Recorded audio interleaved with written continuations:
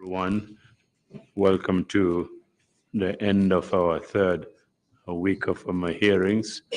And before we proceed to the agenda for the day, the testimony of a witness, may I call on the religious leaders to offer some prayers. Imam C, you have the floor, please. Thank you.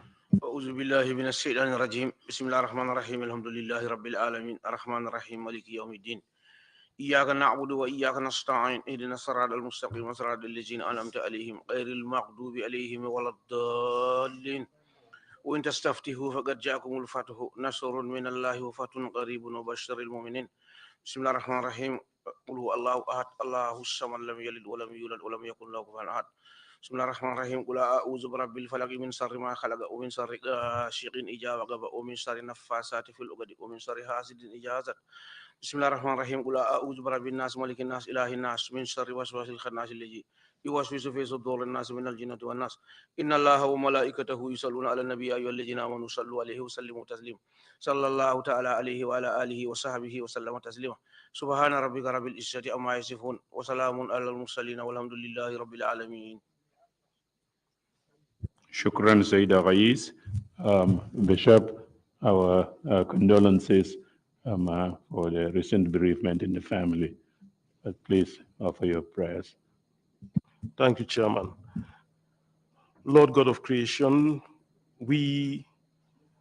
your creation that you have made throughout the whole face of the world, as we assemble here, we depend upon your goodness, your mercy, your grace, your compassion, your forgiveness, and your love, and your reconciling spirit, as we continue to seek out the truth in this commission. Grant us the willpower to be able to stand and be able to speak out what is truth, and for us to be able to shift the truth from falsehood, and help us to reconcile ourselves one to the other, and also give us that spirit of forgiveness so that we will be forgiven people as you have forgiven us the wrongs that we commit against you. We ask that you guide this commission in the right direction. This we ask through Christ our Lord. Amen. Amen. Thank you very much. Council, are we ready with the witness? Yes, Mr. Chairman. Good morning to you all. We are ready to proceed with the next witness.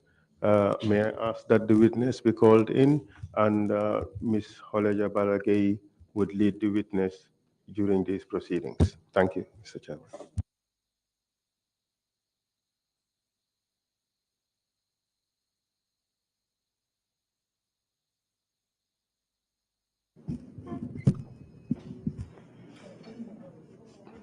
Good morning, Mr. Chairman. Good morning, Commissioners. May I ask that the oath be administered to the witness?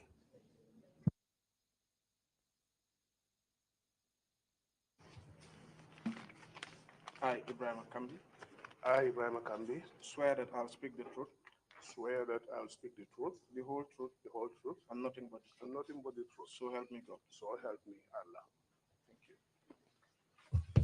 Good morning, Mr. Kambi. Please take a seat.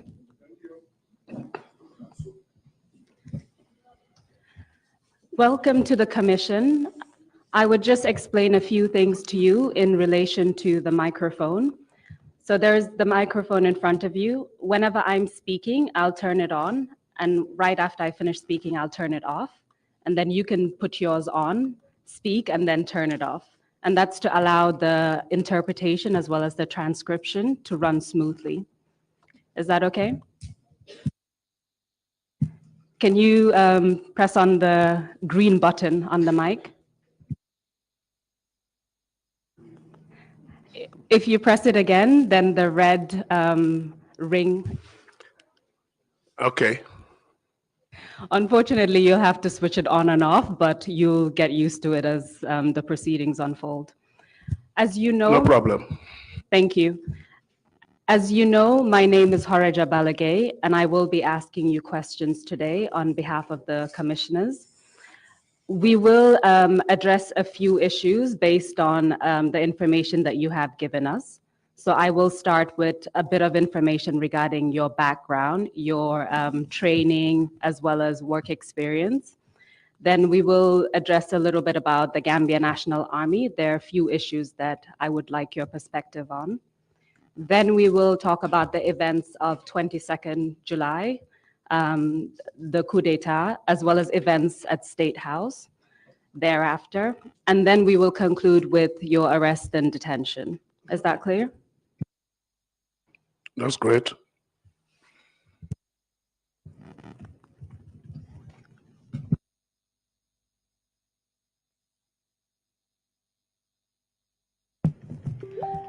So if I may just start with a few preliminary questions. Can you please state your full name?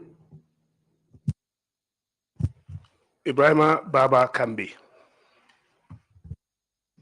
Mr. Kambi, what is your date of birth? 1965. When in 1965? September 4th. Thank you very much. Without giving us your specific address, can you just tell us where you reside? I can give you my specific address. I live in Brikama, Nyambai, just behind the college.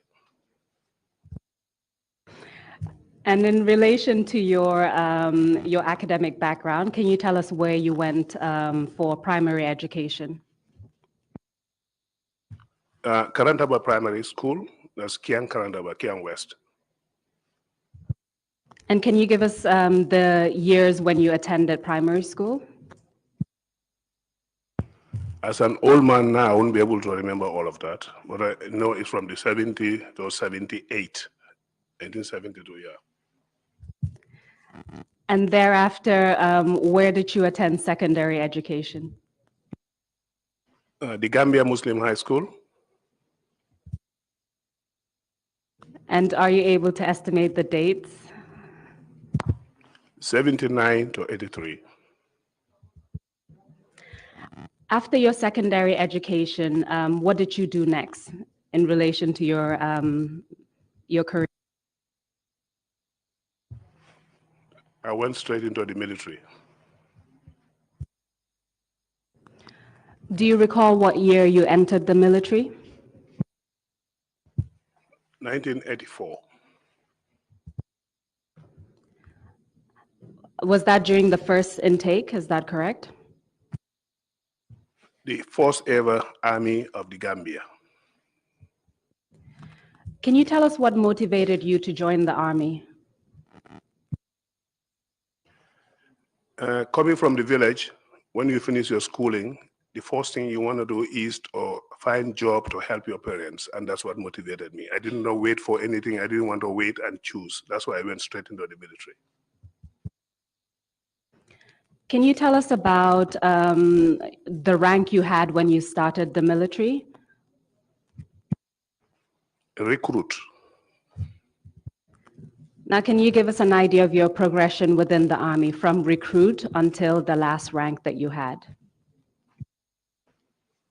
After our training, which was conducted by the British Army Training Team, BATT, and this came about after the 1981 aborted coup. The government decided to have an army, and the British Army were contacted, and they sent in a training team here, which was led by Major Wright and a few other staff one of the staff members, Sergeant Major Allen, and Sergeant Major Payton. Payton was responsible for tactics and other military training. Sergeant Major Allen was from the Grenadier Guards of the British Army.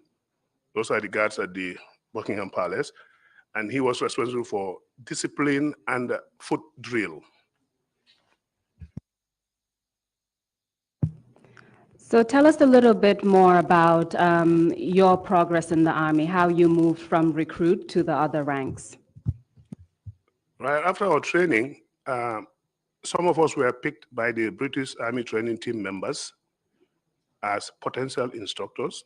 How they chose it, I don't know. And I was one of them. I became the chief Gambian instructor at the Army Training School under the British Army training team. Specifically, I was under Sergeant Major Allen, to the point that people start labeling me Junior Allen. And while I was there, we were promoted to Lance Corporal. Because to be an instructor, you have to have some respect, you have to have some command, values. And if everybody was left with the rank of a recruit, nobody will be answerable to anybody. So because of that, and because everything is based on merit at that time, I was promoted to Lance Corporal and made instructor at the training school. While I was Lance Corporal there, several intakes passed by, like the second intake, third intake, and got promoted to sergeant. And that coincided with the confederation between Senegal and Gambia, and there was this Confederal Army. And I was chosen again as a sergeant in that Confederal Army. The 4th Battalion of the Confederal Army was based in Katong, and I was the platoon sergeant in that battalion. As sergeant there up to 1985, 86, I decided I did not join the Army to remain an NCO forever. NCO means non-commissioned officer. So I had to apply, despite the money, because they were paying more than the normal Army. We were being paid in CFA, and everybody wanted to be part of the Confederate Battalion. But despite that money, I was thinking about my progress, so I applied to come back to the GNA, the Gambian National Army, with the hope that I can make it to an officer. And this was accepted. I came back and then returned to the training school. While I was at the training school, we trained several intakes. A whole lot of intakes I can't mention right now until when the time comes. But just to go ahead with the progression, there was this officer selection course we conduct for potential officers. We call it the cadet course. This officer selection course, usually we go into the files of the recruits or newly passed out recruits and see who has the education level we are requesting for, or that is required to become an officer. And then we will put them together, conduct a course which is called officer selection course. And then whosoever passes that will now be promoted to an officer cadet. That is the white patch on your shoulder. So you are above the NCOs, but you are not an officer yet. You are a cadet officer, you are just there in the middle. This has been going on, and I've been taking part as an instructor, taking them on training, taking them on the assault course, which is one of the things you have to pass. That's the fitness training. You go through several obstacles to determine your fitness in the Army. So once you pass that and you become an officer cadet, then you'll be sent on training either to America, Pakistan, or United Kingdom before you are confirmed second lieutenant. While we were doing that, there was a time I said to my mentor, which is the British Army training team guy, Sergeant Major Allen, I said, look, I think I want to do this course. And he went in to tell the current then army commander, which is Colonel Ndawinjai, Colonel Momodu Ndawinjai. But the response was not very favorable. Ndawinjai said, no, we do not want all our good NCOs to become officers, because it's the NCO corps that carries the army. It's not the officer. So this was the response from Ndawinjai. At that time, a lot of people thought maybe it's tribalism, nepotism. No, I did not think it that way. I took it as a credit, because the fact that he said he doesn't want his good NCOs to become officers, I felt proud of that. I think I'm a good NCO, that's why. But nonetheless, I went back to the British Army training Sergeant Major. I told him, look, I'm repeating this to you. I did not join the army to stay as an NCO forever. So I want to give it a try. So he went back and told Colonel Momoninjai, well, my man will try. So they put me in the team. I went through the course and I came out first. And he had to go back to Ndawinjai, you know, proud, telling him that my man, he made it. He made it. You know, these are things that are very emotional. Thinking about it, I was not even given the cadet white patch. I was given a second lieutenant straight away because of my experience. I've been training the officer cadets, even to the point of training some second lieutenants when they return from, their courses.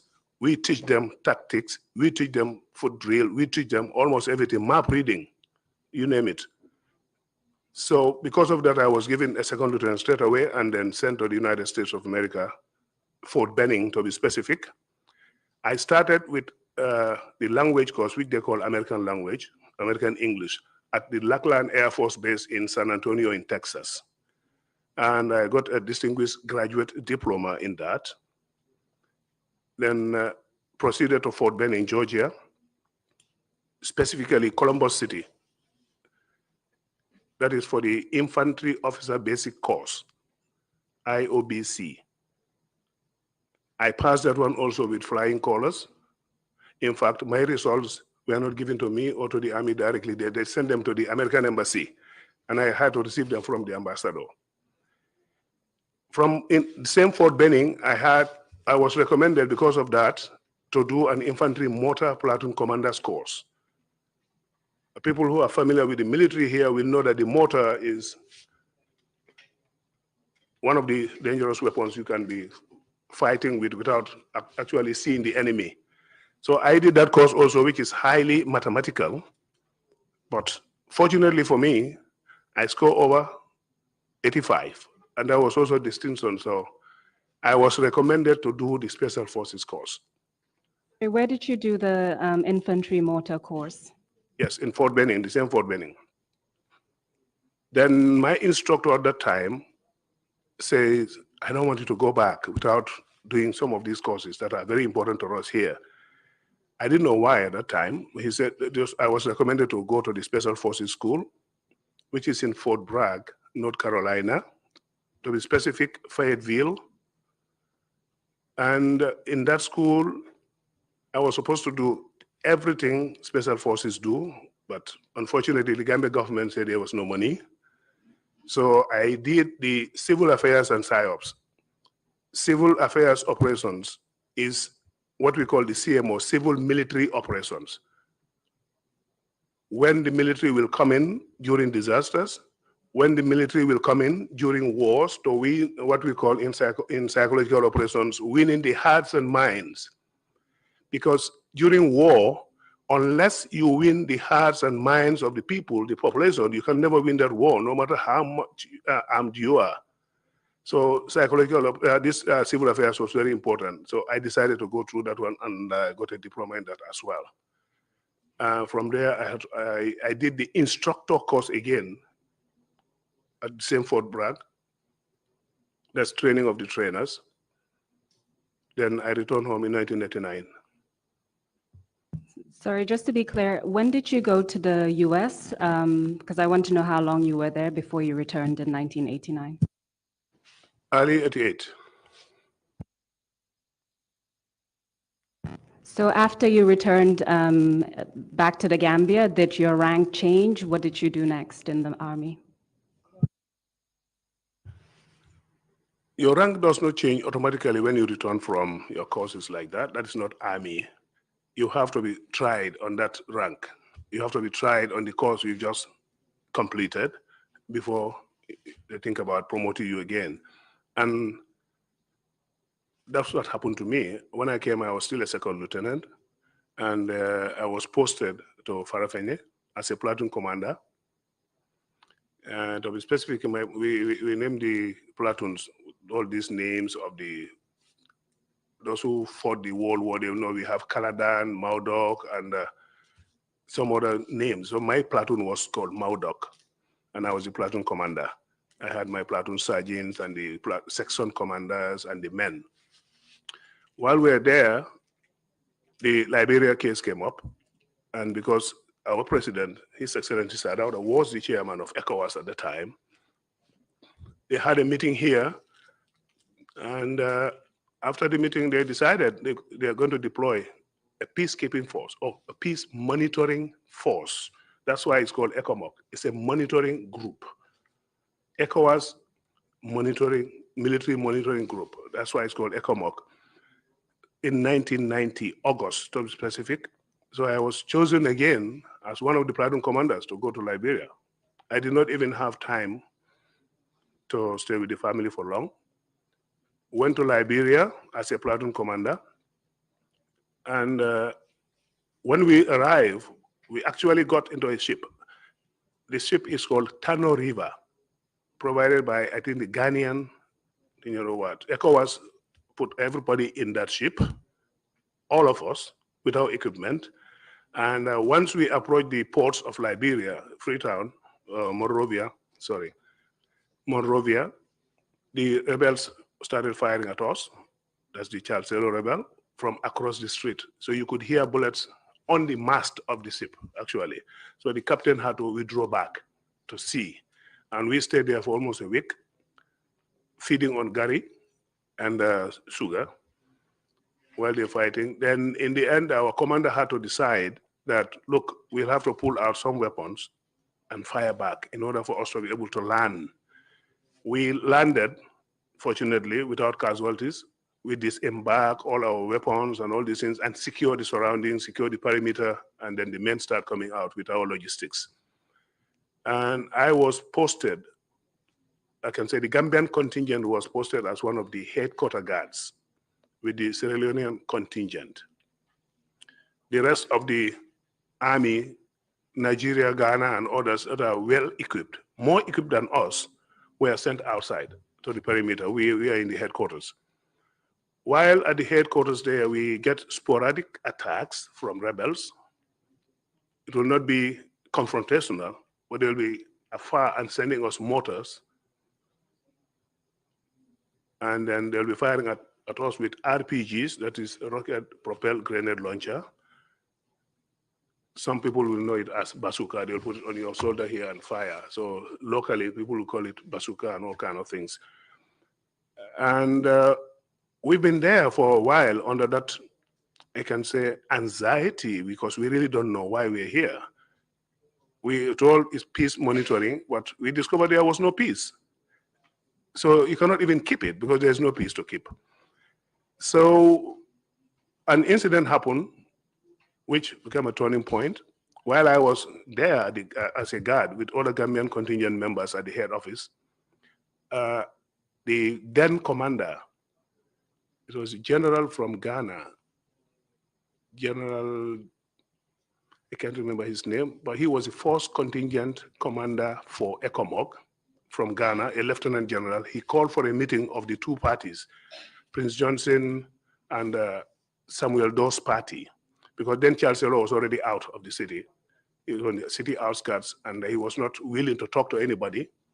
But these two parties were willing to talk. So he called Prince Johnson's team and Samuel Doe's team. Samuel Doe's team arrived first. We received them. Samuel Doe went up to meet the commander. While we are down there, Prince Johnson arrived with his team and started disarming Samuel Doe's soldiers immediately, right at the ECOMOG headquarters. And shooting them, killing them, and went up to the commander's office, shot Samuel Doe, and then carried him on the shoulder, put him in his presidential vehicle, and took him away. So while we were there, because of that incident, the commander had to be changed. The Ghanaian general had to be replaced by General Dongonyaro from Nigeria. When Dongonyaro came, that was the time we all felt like we are real soldiers. We're real soldiers. Dongonyaro said, look, there's no peace here to keep, so there's no point carrying your white helmets. We painted all our helmets green now, ready for fight. So it turned into a peace, intervention or enforcement. So we were deployed. Fortunately and unfortunately for me, I would say unfortunate for us, my platoon was selected again. I've been always on the other side of the thing. Every time they will select me. For what reason, I don't know. My platoon was selected again to be detached from Gambians totally and attached to the Ghanaians, because the Ghanaians are in the battlefield. So the rest of the two Gambian platoons stayed at the headquarters. I went to the battlefield. And I can say here with confidence that my platoon was the only platoon that actually fought the war in Liberia, in the Gambian contingent. And we joined the Ghanaian battalion. My commander was General Dankwa in Ghana. Maybe he's now retired. He was my battalion commander. And we started moving out of Monrovia. We kicked the rebels out of Painesville. From Logging Town, Painesville, and other places, we kicked them out of that place and then got to the stadium where they had all their logistics. The rebels had their food, their ammunition, the ladies they have with them who cook for them or for other reasons, I don't know, all at the stadium. They call it the SK Door Complex, Samuel Canyon Door Complex. The stadium is just like the Gambian stadium here, also built by the Chinese, the same configuration. So when we got them out of that stadium, they had all their weapons and their food stuff there. So they did not give us peace. They want to take back the stadium. So it is like everyday fight. They'll be attacking us every night, every morning. So Did something happen to you during that time? yes, something happened to me. During that time, my post was under the scoreboard, directly under the scoreboard. People who are familiar with the stadium, the scoreboard, there's always this opening there where people come through. That was my post. We manned everything with sandbags, thick enough to prevent small arms fire. But during this firefight with the rebels one morning, very early in the morning, they attack us from the hills. If you're familiar with Liberia, you know that the stadium is just down there, like in a valley and surrounded by hills. One fine morning, very, very early, these guys attack us, Charles Celos rebels, from the hills. So they were just dropping the rounds on us there like that, as easy like rainwater or so.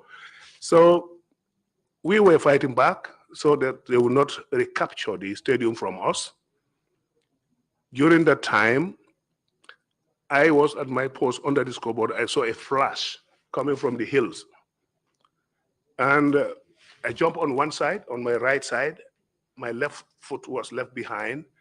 This flash happened to be an RPG round.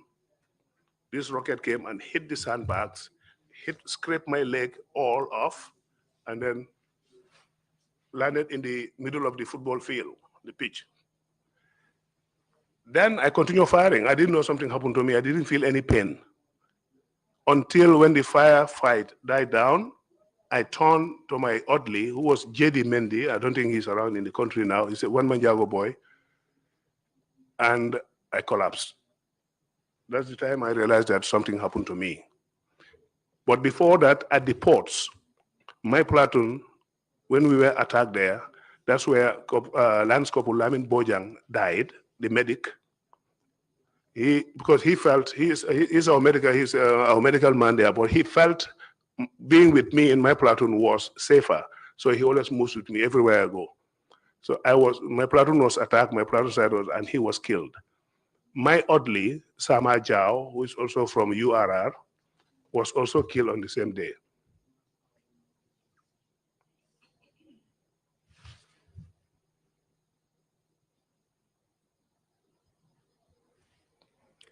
Now, it was After all these two people died, that was when I was moved to the front. And by then I was already hardened. I didn't care about anything. I lost my orderly. Please take your time, Mr. Kambi.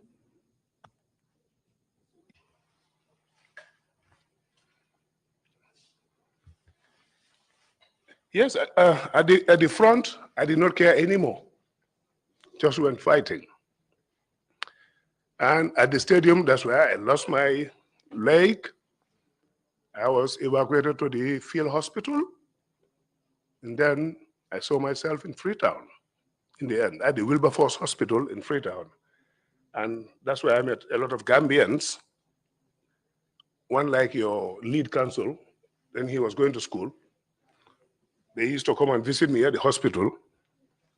And while I was at the hospital again, the government says at that time that they are not bringing their casualties home because it's going to create a problem back home. People will think their sons are dying.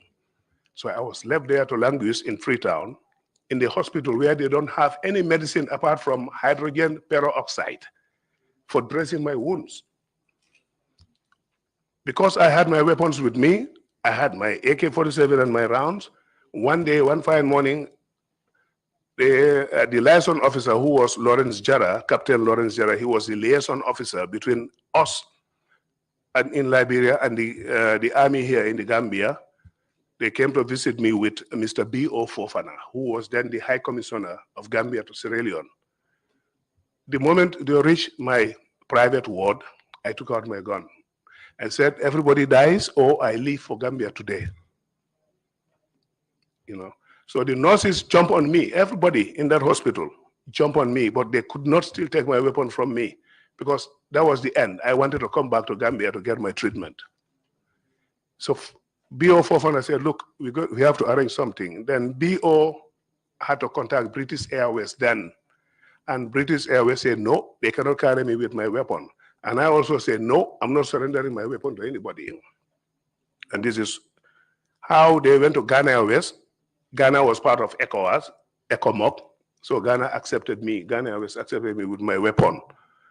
I got into the Ghana Airways flight, came to the Gambia, and then again, I was languishing here. Nothing happened. Nobody cared about treating me. Nothing happened, absolutely. I was just reporting to physiotherapy. All the time, physiotherapy, nothing else. I was walking on crutches. Everybody witnessed that. Even during the parade of ECOMOC soldiers, most people saw me in front of the parade walking on my crutches, those who witnessed that parade. Until again, another incident happened.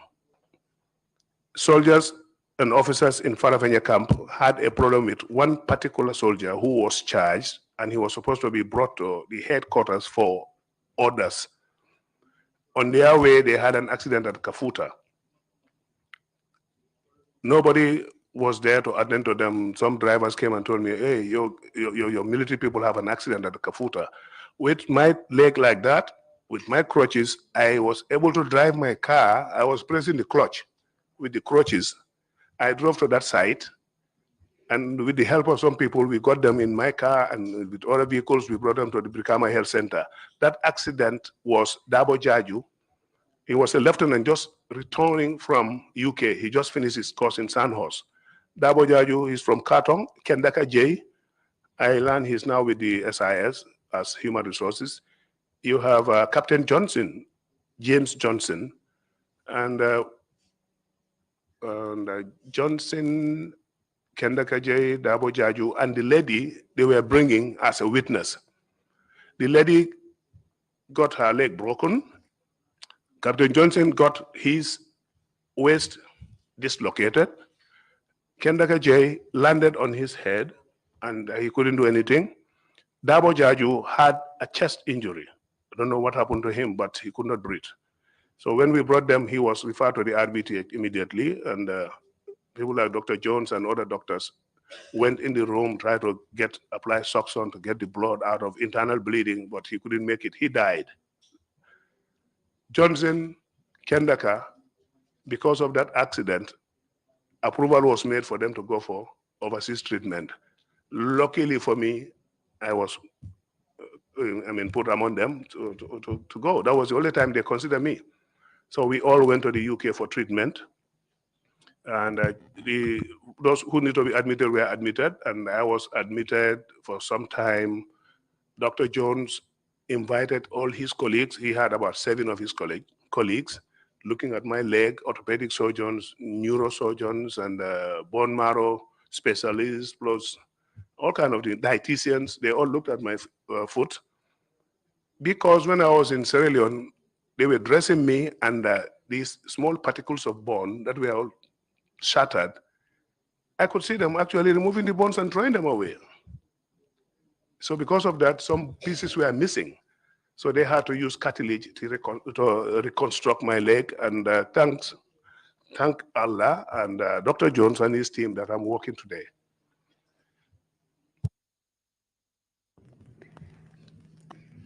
After your return to the Gambia, how long did it take until you received the treatment in the UK?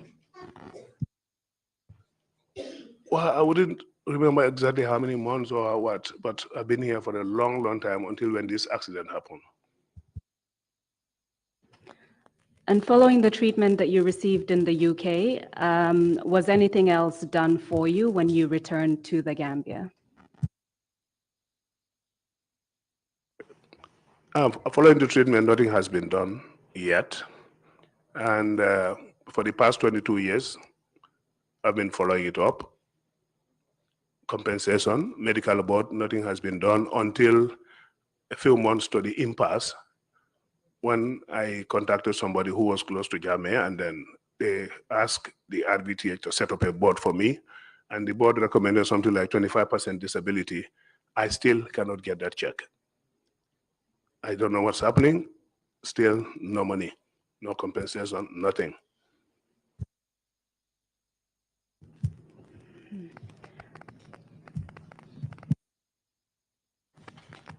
So I just want to take you back to the period when you returned to the Gambia.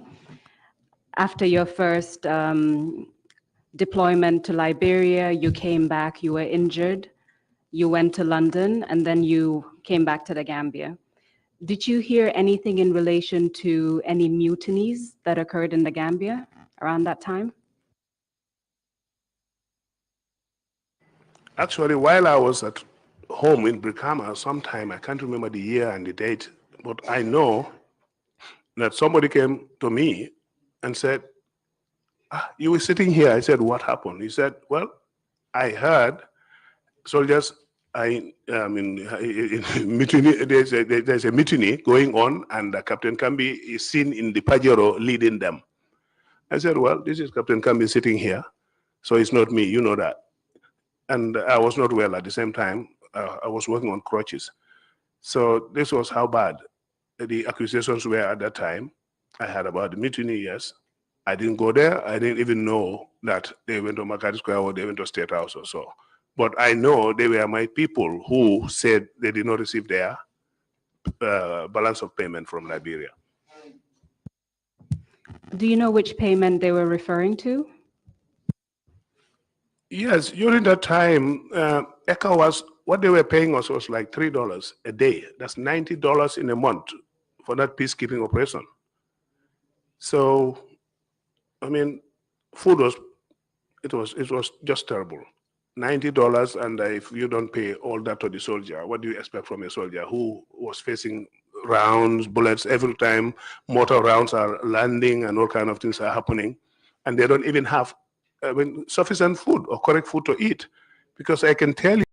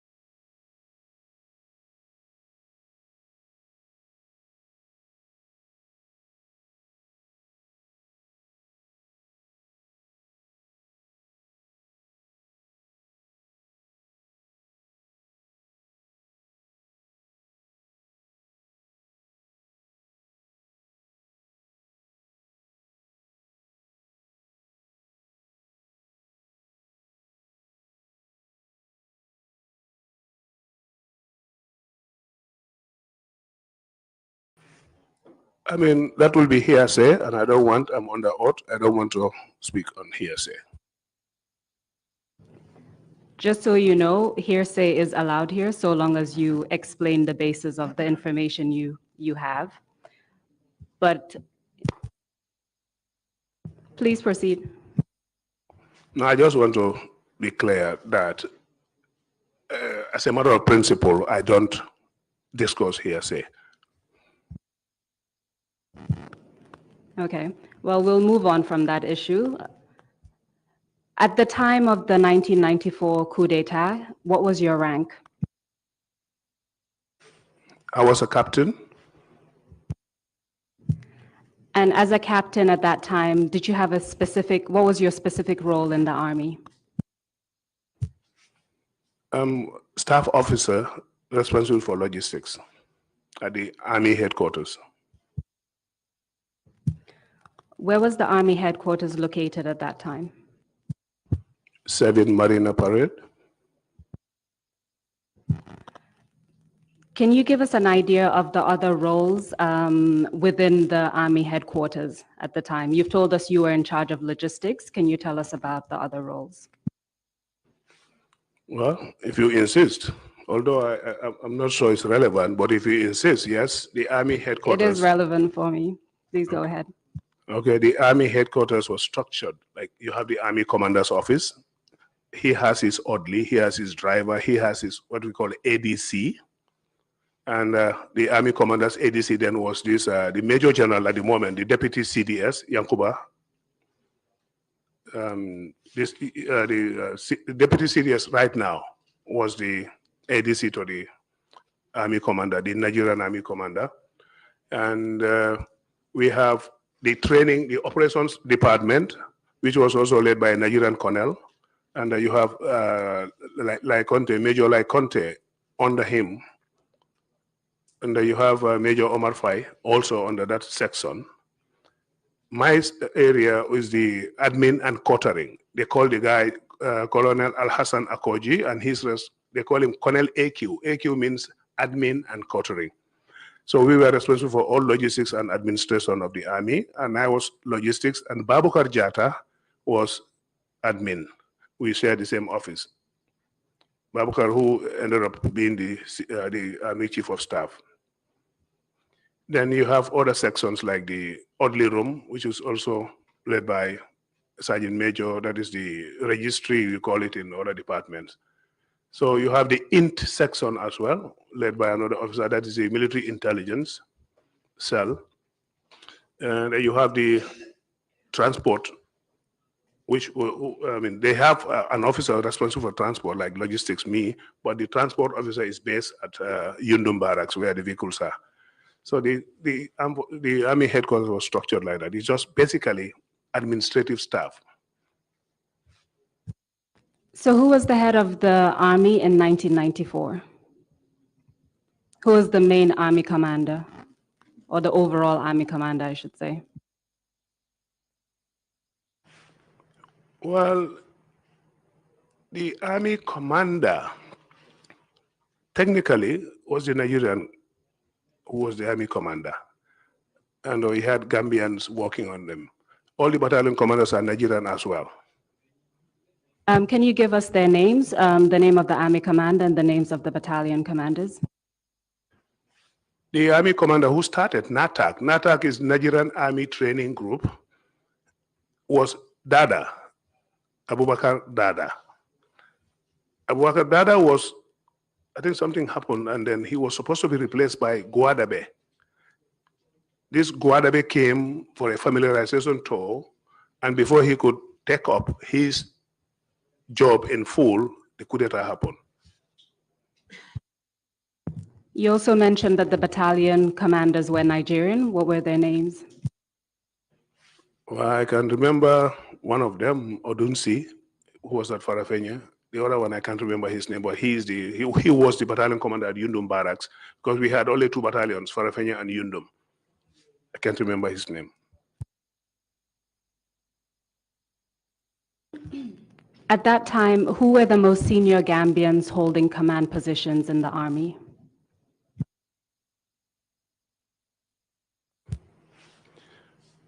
At the time of the coup d'etat, Major Omar Faye, Lai Conte, they were the most senior, and Babcock Jatta, Captain Wilson. You know, seniority in the army sometimes is by rank and sometimes is by the time you join the army. You could have 3 captains, 4 captains, and one of them is senior. So it's been like that. So Wilson, Babcock Jatta, Lai Conte, Fabakar Cisse, he's late now, and say Omar Faye.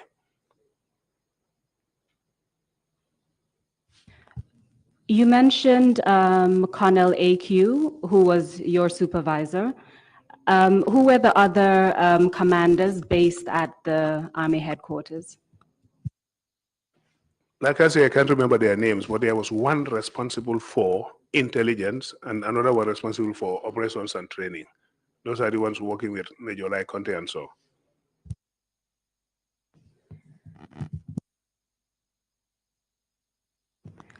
Does the name Akoji mean anything to you?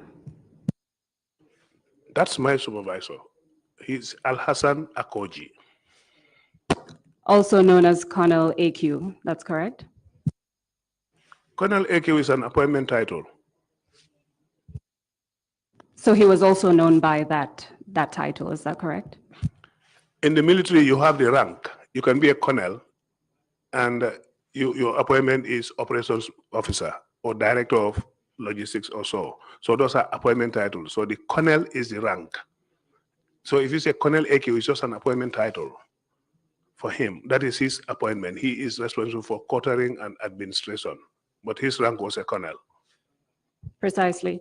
So if we go back to your role as head of, as the person in charge of logistics, who were some of the people under your direct responsibility or your direct supervision, I should say? One of the areas is transport. We all know transport logistics, and accommodation, feeding. These are all under me. Uniforms, procurement of uniforms, and if there is any donation from donor countries, vehicles, ammunition, and so, I'm usually responsible to receive those things after the Ministry of Defense have confirmed everything. Then, and when the amalgamation happened, Gendarmerie was disbanded. I will not call it disband. When they were asked to choose between the army and the police, most of them went to the police. Very few came to the army. Somebody like Sadibu Hydra, he was a lieutenant in the gendarme. When he was coming to the army, we said, no, your rank is not equivalent to a lieutenant in the army, so you have to revert to second lieutenant. And he accepted. That's why he joined us in the army. And there was a cabinet paper that says, that approved the transfer of the complete unit of the military police from gendarme to the army. And I had to transact that. I was responsible for that transaction. And that military police commander was Yaya Jammeh, with Sergeant Jassy, who is now a lieutenant, with his complete team. And they had one vehicle, a Mitsubishi double cabin, L300. And I transacted that move. I signed the documents. And I even had to have a slight problem with some commanders in the gendarmerie that the vehicle will not go. I said, no. The cabinet paper indicates the whole unit must come, and I finally got the whole unit, and Yaya Jammeh transferred to the army as military police, the head of the military police unit, and directly under me. He used to report to me. You told us that when Sadibu Haidara came into the army, his rank changed from lieutenant to second lieutenant because the systems are different. What about Yaya Jammeh? Did his rank stay the same? Yes, his rank stayed the same because he was coming with a unit. He was a unit commander. How would you describe your relationship with Yaya Jammeh at the time? This is prior to the coup d'etat. When he initially came, he was, well, he is known for disobedience. We all know that. Stubborn, strong-headed. So he was not taking instructions, readily. However, the straw that broke the camel's back was the soldiers went on an exercise and apprehended some people with cannabis in their vehicle. And this vehicle was arrested, taken to the military police where he was. And he started using that vehicle, driving it around in town. I had to call him and say, you must stop. So I stopped him from driving that. Since that day, we had this animosity. He didn't like my face again. Apart from that incident, did you have any other interactions in relation to the military? Can you say that again? Actually, let me rephrase that. At some point while you were in the military, were you asked to move to another part of the barracks or to a different barracks? Yes, prior to my appointment as the staff officer at the Army headquarters, I was requested by the battalion commander in Farafenye, who said he went through our records and saw that I was in Farafenye and I was competent, and he also wants competent officers in his battalion, and he wants me back in Farafenye. And I refused. I told him, no, I spent all my life in Farafenye. It's time for some other officer to go there. I'm not going there. And because I was also injured, so I don't want to go there injured. So what happened after that? Well, he insisted, and he was adamant that I must go.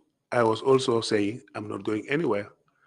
And nothing official happened until one day, Yaya Jammeh called me as military police. He said, did you hear that? He said, you have deserted the army, and wherever the military police see you, you should be arrested. I told him, but you know my home, you know my house. Go ahead and arrest me. Then he told me, leave them. They are fools. They don't know what they are talking about. So he never arrested you, is that correct?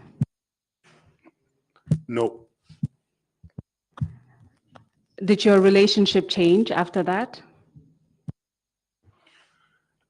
I was friendly with everybody in the army. I never had a problem with a soldier or an officer throughout my career in the army. You wouldn't believe it, but that's the fact. Well, let's come to the events of the actual coup d'etat. Do you recall that particular date, like when the coup d'etat occurred? I don't think anybody can forget that. 22nd July, 1994. And do you recall on which day of the week it occurred? A blessed Friday. Can you tell us what happened that day? Well, I wouldn't be able to tell you what happened that day. I can tell you what happened to me that day. Precisely, what happened to you that day? I was going to work as usual. We had one vehicle allocated to us officers at the headquarters, which is a Renault 12, and the number was GNA 10. Usually it will pick Babakar Jata, pick Captain Wilson, and pick me at my residence at Cape Point because I was the last person. It will pick them from their houses. I live at Cape Point and in the official quarters. So when they came to pick me that day, we all went. We got to the bridge. We were stopped by soldiers. And I asked them, what is the problem? They said, go and answer to our leaders at Fajara Barracks. I said, what do you mean by your leaders? So I turned around and looked at Babukar. I said, Babukar, is this the exercise with the Americans, the American Navy? Babukar said, no, we have not even coordinated that yet. We have not started anything. I said, but what I'm saying, these guys are carrying life around. It cannot be an exercise. Because they had the AK-47 with two magazines strapped together, and you could see one magazine is in the weapon, and the other one, you could see the rounds inside it. I looked at the rounds. I told them, look, these are life rounds. Whatever is happening, I don't know.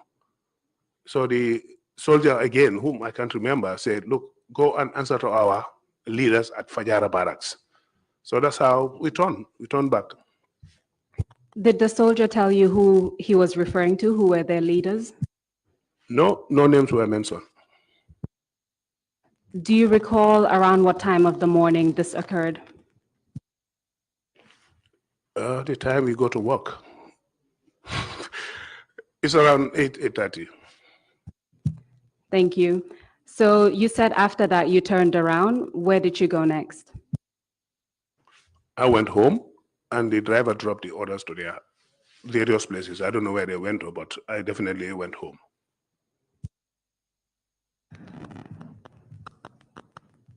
So at that time, you felt that what occurred at the bridge was unusual.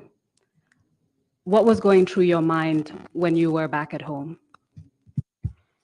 I started thinking, and I started thinking to myself, if there is going to be any exercise, I would be in the thick of it, because logistics, I provide them with all the logistics, but nobody has said anything about exercise. So what's going on? Then, as the bird flying over will drop the information, I also heard from people that there is a coup d'etat, and then I had the announcement on the radio. I had a small radio with me. I had somebody's voice there, whether it's Captain Sonko, whether it's Basir Barrow, I don't know. But somebody announced to say that there is a coup d'etat. That's the first announcement. I can't remember one of them, who this guy is. I think it's Sonko, Captain Sonko. Because when he finished in English, he started speaking in Wolof. His Wolof was not very good, just like me. We're from the village. So I recognized his voice as Captain Sonko. That's how I know there is a coup d'etat. Do you recall around what time you heard that announcement on the radio? Was it long after you returned home? Not very long, not very long. I can't remember exactly what time, but not very long. You told us that at the time, the army was controlled by Nigerian commanders or led by Nigerian commanders. Did you speak to any Nigerian commanders? I did not speak to any Nigerian commander. Then I decided I cannot abdicate my duties, so I left my home to the Colonel Eku's residence, because then the commander was not on the ground. The army commander himself was not here. Like I said, that I was supposed to leave and to be replaced by Guadabe, so there was no commander on the ground at the moment. So Colonel Eku was like the de facto commander. Even though there was no appointment, there was no force order to say he is the commander, but he was the most senior. So I went to him, and because he was my supervisor too, and I went to him, then we started now finding out what is the problem. Did you go to Colonel Eku's house on your own, or did you go with other people? I went there alone. This I can confirm.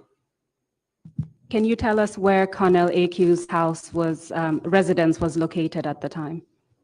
There's this road opposite Senegambia Hotel, and the house belongs to one Sidia Sise. I actually rented those houses when the NATAC came. Sidia Sise was a businessman, and I had to rent 3 compounds from him to accommodate our Nigerian officers. When you arrived at Colonel Eku's residence, did you meet anyone else there apart from the colonel himself? This is where the problem is. I would not recall everybody I saw there, but I know Mamad Cham was there. So I couldn't remember any other person. But Mamad Cham, I vividly remember. Do you recall if the people that you were with earlier that day, so Captains Ben Wilson and Babukar Jatta, were there? Babakar could be there. I'm on the oath. I don't want to say, but Wilson, definitely, I did not see him there. And again, I know you said you can't remember precisely who's there, but I just want to ask directly, do you recall if there were other Nigerian commanders there when you arrived? No, I can't recall that. So can you tell us what happened at Colonel Eku's residence? Did you have a conversation with him? Not much. When I finally decided, look, I can't just sit down here forever. I told him I was going. He told me, look, if these boys are really what I think they're doing, if you go, all of you senior officers will be killed. Maybe because of his experience in coup d'etats in Nigeria. But I decided I have to go. Do you know if anyone there decided to go to to either Fajara Barracks or to where the coup plotters were at that time? Yes, Captain Mamad Cham also left to wherever, I don't know which position, but he left us there, and then I don't know where he went to. So apart from what Colonel AQ said to you, did he issue any sort of orders at that time? Not to me. Apart from what he said, did he provide any other information about what was happening? Nope. So you left his residence. Can you tell us what happened next? Where did you go? I went to my house, changed from the workout dress I was wearing, I got into camouflage with the full knowledge now that this is what is happening. So I got into my camouflage dress and came out on the small roundabout at Bakau New Town, Bakau Cape Point Tourist Market area. There's a small roundabout there. When I got to the roundabout, I saw a vehicle coming, a Mitsubishi pickup vehicle. Then I stopped the vehicle. I said, I need to get to Banjul. This happened to be my own teacher, Mr. Habib Drame. Then he was working for GPTC, Gambia Public Transport Corporation. So I told him, sir, I know you are my teacher, but there's a problem in the country. He said, yes, I know. I need your vehicle, but I will definitely return your vehicle to you. So I took the vehicle from him. I drove with headlights on, with double hazard lights, and then crossed the bridge. Nobody stopped me. Got into State House. Nobody stopped me. Parked the vehicle, went straight up. When I asked the guys, where are they? They told me they are upstairs. So I went upstairs. I found Yaya Jammeh sitting there. There was no Sanda Sabali, no Edward, no Sadib Hydra. Yaya was there alone with Almamo Mane, the late, and Musa Jammeh, the late, and Buba Jammeh. Buba Jammeh, I think he's now in Europe. Buba was the oddly at that time, and Musa and Almamo and some other guys were security to him because they all came from Zandam, so they know each other. So there was no army, a typical army guy with him, apart from Buba Jammeh. So all the rest were members of Zandam he knew and trusted. So I'm up there. I found him sitting there. Then he explained to me what happened, that they have taken over the country. And Jawara is free to come back as a senior citizen, but not as president. Then while we were Sorry, there— when you say he told me, who are you referring to? I already said when I went up, only Yaya Jammeh was there, no other council members. So it's Yaya Jammeh, of course. You have mentioned other people who were present, such as the late Almamo Jammeh and others. So your testimony is that Yaya Jammeh is the one who spoke to you and said that. Is that correct? Obviously, in the military, I wouldn't have asked any of those people. They were NCOs, very junior to me. So the only person I can speak to was a fellow officer. Well, we've already seen a lot of unusual things happen that day, such as junior soldiers at the bridge telling you to go and speak to their commanders at the barracks. But we need to be clear for the record, so that's very helpful. What happened after Yaya Jammeh told you that? He told me to stay with him, and I stayed. You said that when you first arrived, you did not see any council members. You stayed with Yaya Jammeh. Did you see any other council members that day? Of course, after everything else, Yaya will go down sometimes and will come back up. And when he's down, we were together, and the other council members were there on that day. Can you give us an idea of what was happening at State House that day? What types of discussions were taking place, for instance? Discussions, I wouldn't know. All I know, I was asked to stay there as logistics, of course. I was asked to stay there and be issuing out uniform and some ammunition to the boys. And that's all I was doing. So discussions, I didn't know because I wasn't a council member. So did anything significant happen that day that you recall?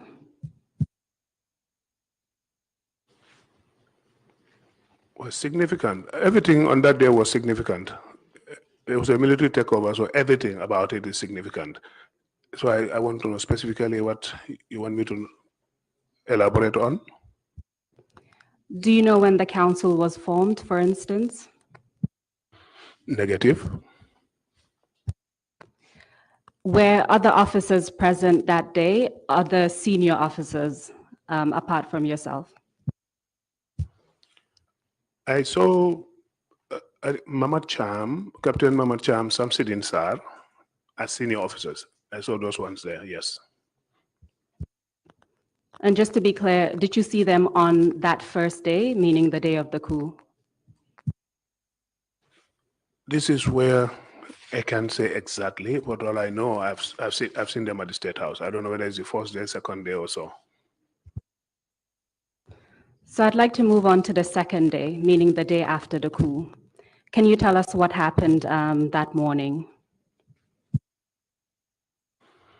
A lot of things happen, but what I know about myself is I was with Jame, and this was not even the second day, this was about the third day or so, something like that. And he told me that I'm going to appoint you as the mayor of KMC. I looked at him in the eyes, straight in his face. I told him, I'm not going. He looked at me and said, why? I said, I'm from Kiang. I cannot be mayor in Serakunda. He said, no, don't worry about that. We'll give you full support. You can decide your own salary. You can decide who you want to work with. I told him, I'm not doing it. And jokingly, I mentioned again, I said, I'm a Kiang boy. I cannot be mayor in Serakunda, and you expect me to get support. Did he offer you any other position apart from that? Apparently, this was published in the papers. I didn't see the papers till now that Kambi is now mayor of KMC. I did not even step a foot in that place. I went around to look at the place, came back. I told him I am not going there. So he said, okay, now you can stay with me here as the State House Chief of Staff.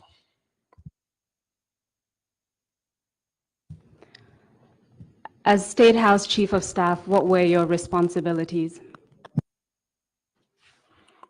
Nothing on paper. Verbally or in action? Right, I was responsible for all logistics, as that was my main job in the Army headquarters.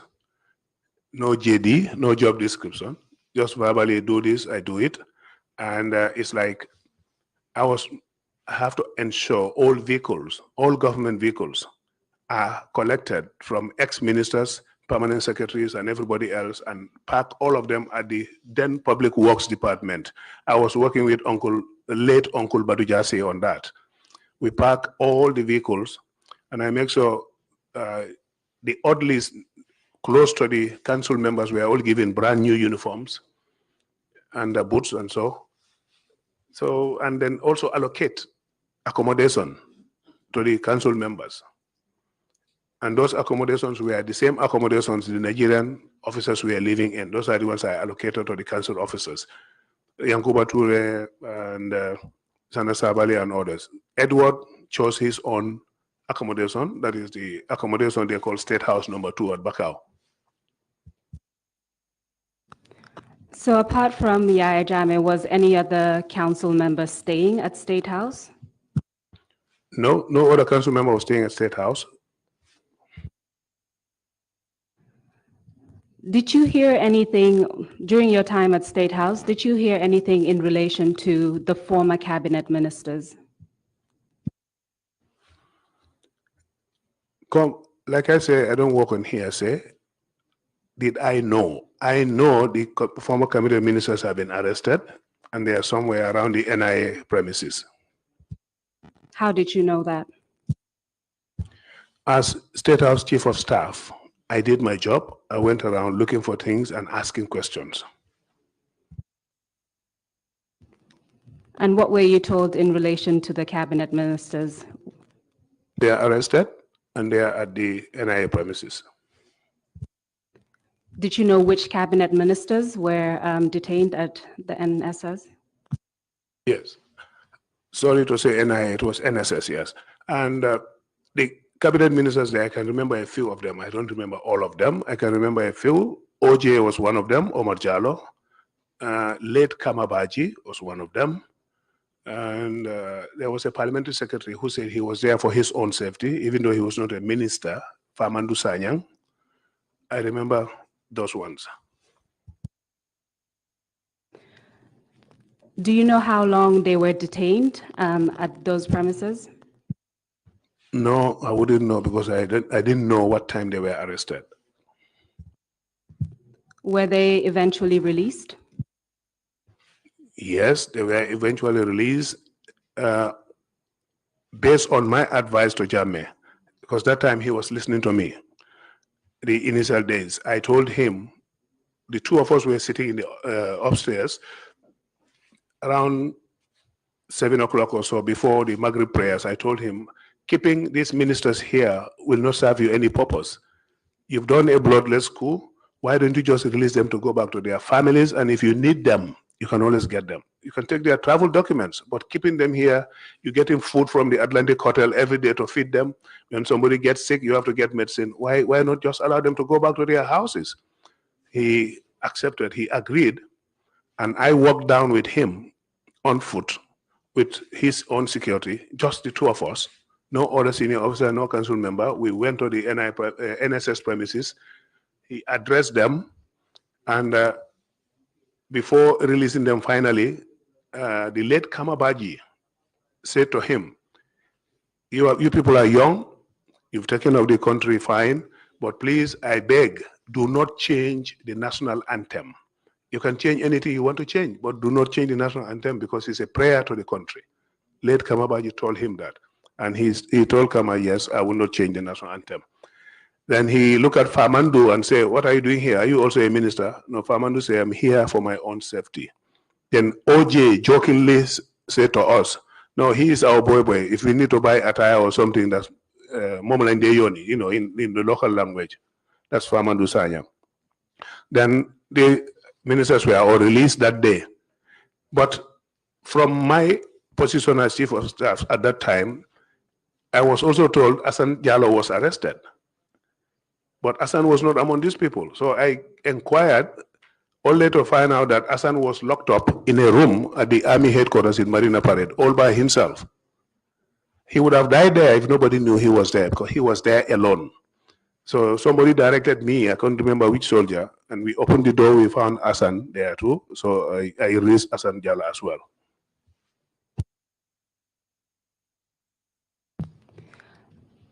Do you recall how long after the coup this incident happened, the release of the former cabinet ministers? I can't exactly say when, but it was not long when I got to them, maybe the first week or so. Were the other council members aware of this release of the cabinet ministers? Were they consulted, for instance? No, they were not consulted by me and they were not consulted by Jamie. We just walked down and went and released them. And that brought a lot of animosity between me and them, especially Edward and Sana, because they didn't tell me, but one of their soldiers came to me and said, sir, you need to be very careful. They are not happy with you releasing the ministers.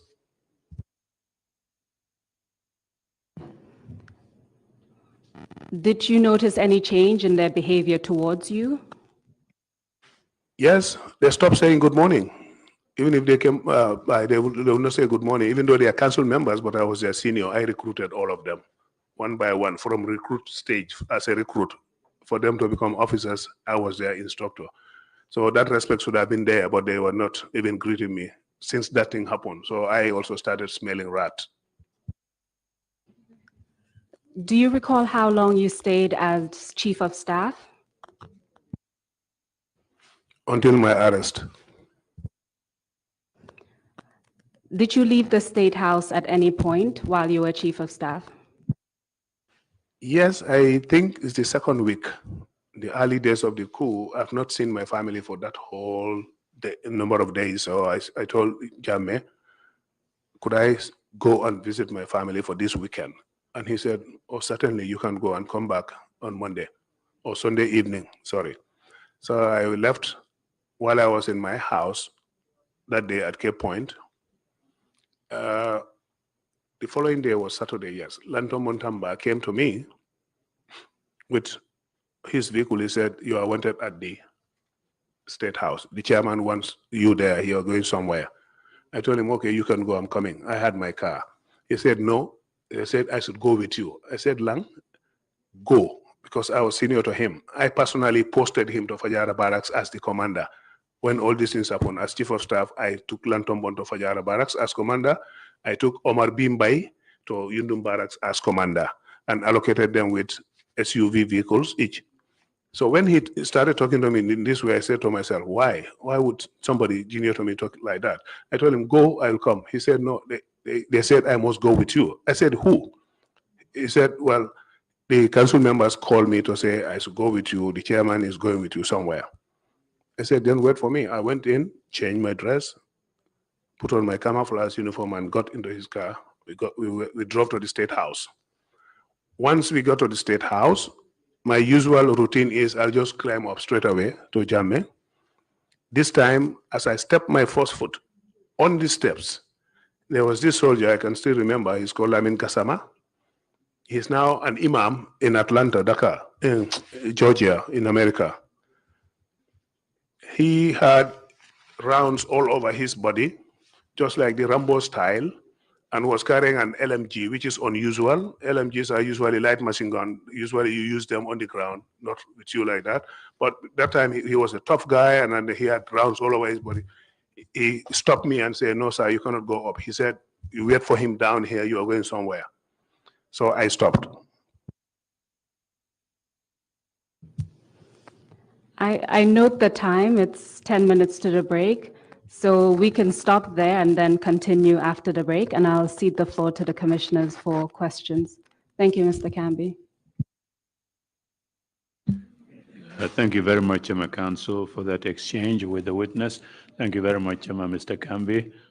Commissioners, do you have any questions now, or would you want to wait until Thank you very much, the end Mr. of his Chairman. testimony? Good, welcome back, I think Mr. that's the Kambi. case. Good afternoon.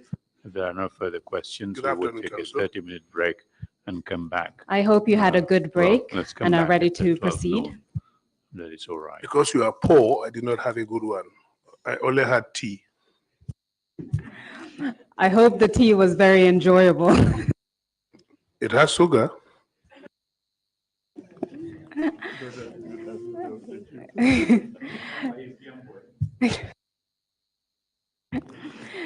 Can I just remind you that you're still under oath?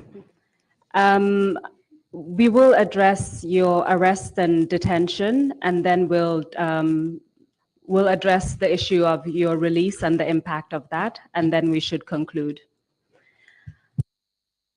So prior to the break, you told us that Lang Tombong Tamba came to your residence, took you to State House, where you were stopped from climbing up the stairs as you would normally do. And you described that what that particular soldier was carrying and the fact that he stopped you from going upstairs. And so you stayed downstairs. I believe that's where you stopped.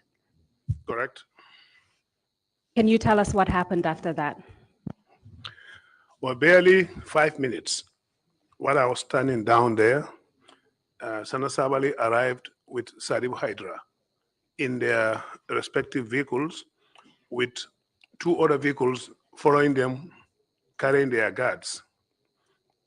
A batch of soldiers following them, like they've been doing before. Wherever they move, they go with those soldiers.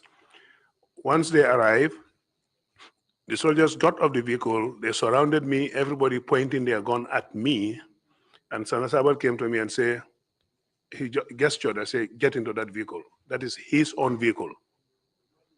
Without a word, I walked to his vehicle, the front seat, I opened the door, got into the front seat, and they drove off. Did he say anything to you at that point in time? Only get into that vehicle. Where did you drive off to? Or where did they drive off to, rather? Well, I only knew that they were going to mile 2 when we got out of Banjul, and then I saw them branch off to mile 2. What happened when you arrived at mile 2?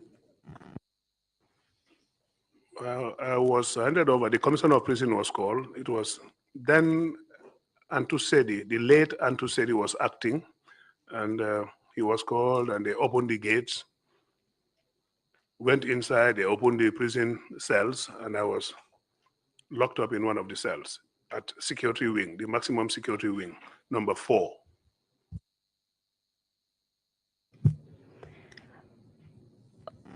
Before you were locked up in security wing number 4, were you told why you were being arrested?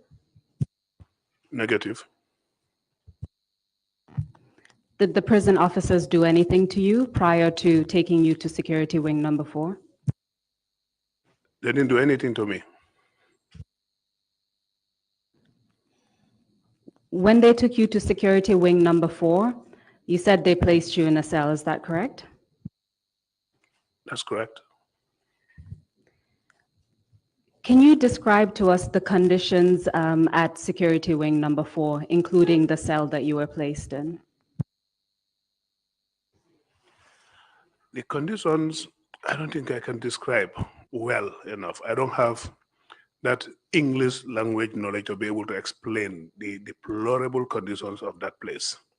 The cells are very small, and they only had plank, wood, this red timber, as the bed. And these are placed on 2 block walks. They just have a brick walk here, and then place the plank on them, and that is supposed to be your bed. And they also have a plastic bottle, covered plastic bottle, which was supposed to be my restroom at the corner, and 2 very dirty blankets. You know, when I was a child, there used to be this type of blankets with hair, the hairy ones, and that's what was given to you. 2 of them. One was supposed to be the bed sheet, and the other one to cover yourself with. And looking at my size, when I lie on that bed, my leg touches the other side of the cell. And when I'm coming down, sometimes my leg hits the so-called plastic bottle, which is supposed to be my restroom, because you're not allowed to go out at night because you're locked up and the officer goes away with the keys. Was that plastic bottle known by a particular name that you're aware of? They call it the chamber pot. Whatever that means, I don't know, but they call it the chamber pot. So you told us that you were placed in this cell, and you've described the cell. Were you allowed to go outside of your cell in the beginning? Nobody, I was not allowed to go out. And the only time I go out is when I need to empty that chamber pot.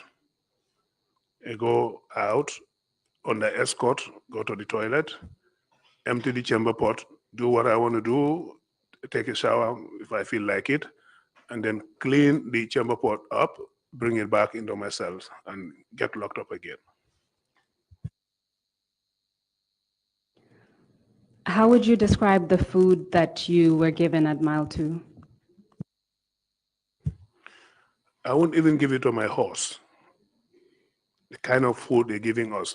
The cherry, in the afternoon lunch will be rice, and the stew is something like, when they put the sauce on the stew, if you use your hand to eat, for example, all you find underneath is water, and they will divide 1 bonga fish between 3 people. They'll cut it into 3 pieces. So if you're lucky, you can have the middle and the tail, but once you have the head, all you see is the bonga fish, the eyes opening at you like that. So there's nothing there at all. And at night, in the evening, around 6 o'clock, they will bring the dinner, which is chere usually. And this chere, the same thing. All they do is boil bonga fish and use the soup to put on the chere. And that's what we are given, nothing else. Once in a while, they'll be cooking what they call pap. I don't know what is that from, because I don't think that's couscous. I don't think that's also millet. I don't know where they get it from, but this is the kind of food they're giving us.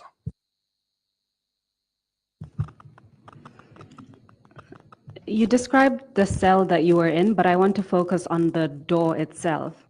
Can you describe the door and whether or not there was any netting, for instance, to prevent mosquitoes from coming in? The cells are like cubicles, and this cubicle on top, just like the warehouse, the small hole they put there for ventilation, and there was no mosquito gauze there. The door itself is metal plate, halfway metal plate down, and the top part is just metal road, BRC sort of open. No mosquito wires, nothing. It's just open like that. So I was using my towel to cover it.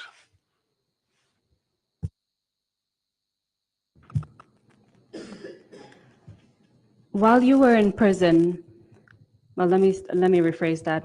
You told us earlier that you had sustained certain injuries while you were in Liberia.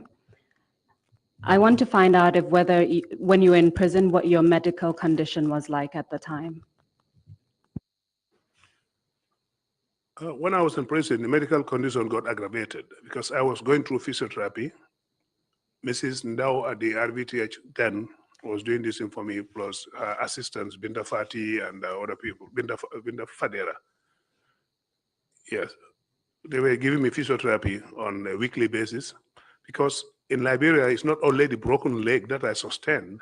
When I jump on one side to avoid the shell from hitting me on the chest, I sustained what the doctors call a whiplash injury. Whiplash injury. And this injury affected here. And also some fragment got into my neck here. The mark is still there and the fragment is still in there. So once in a while, my neck gets stiff. I get all this pain down my left side. I can't do anything with my hand. And if I sit down for a long time, my foot gets swollen. If I walk for a long distance, my foot gets swollen. If I stand for a long time, it gets swollen again. But all that was not considered. I still was made to lie down on that hard plank, which aggravated the whiplash injury on my neck. And I had to smuggle a note out to my wife, who was a nurse at the RVTH, and they got me a collar, a neck collar. That's what I was carrying. I was getting better until when I got into that cells, and no medical treatment, nothing for the first days. They were not even allowing visitors. Even the Army medical team was not visiting us at that time. In fact, that's something I wanted to touch upon, whether you received medical treatment inside the prison facility itself. But from what you've said, in the early days, you weren't even allowed that. Is that correct? The early days, we are not even allowed that. There used to be this man called Trrc, a very good person. He was so good to us that we even thought they might arrest him. He was from the gendarme and he's in the Army medical team. He comes around just formality's sake. If you have headache, he gives you paracetamol. If you have but major injuries like mine, like RSM Jang's, there's nothing he could do anything about because he doesn't have the capacity to do anything for us. So he only passes by and say, well, sorry, sir, there's nothing I can do. And we understood. So that's how it was bad. That's how bad it was. You told us about your medical injury. What was the condition of RSM Jeng? RSM had injury. We had a military exercise. During those days, we called